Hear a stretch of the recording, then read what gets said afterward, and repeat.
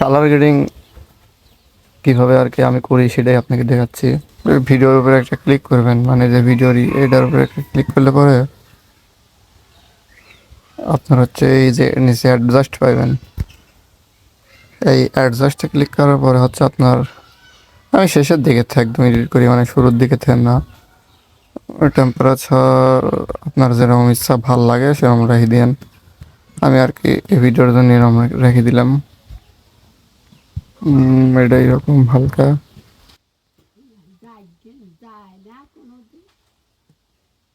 এটা এরকম মনে রাখবেন ভিডিও যেরকম হবে ঠিক সেরকম, মানে সেই অনুযায়ী।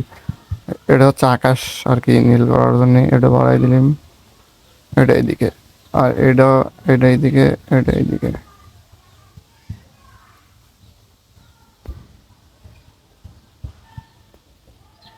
আর এটা পাতার কালার।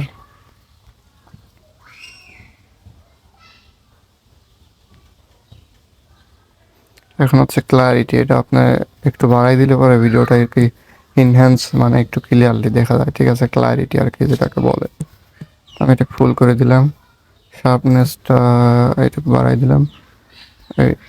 এইটা এটা একটু এইদিকে, স্যাচুরেশন একটু বাড়াই দিলাম। শেষ। এই কালার গ্রেডিং। এটা অপারেটর সাউন্ড করে দিই, ভালো সাউন্ড নাই।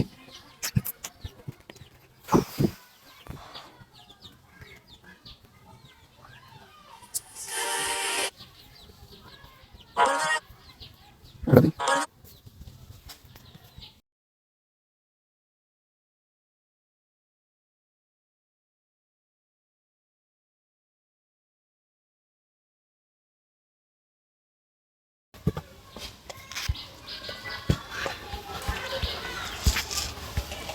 এটা এক্সপোর্ট দেওয়ার সময় অবশ্যই 1080 রাখবেন, আর 60 fps করে দেবেন। অপটিক্যাল ফলো চাইলে অন করতে পারেন, অফ করতে পারেন।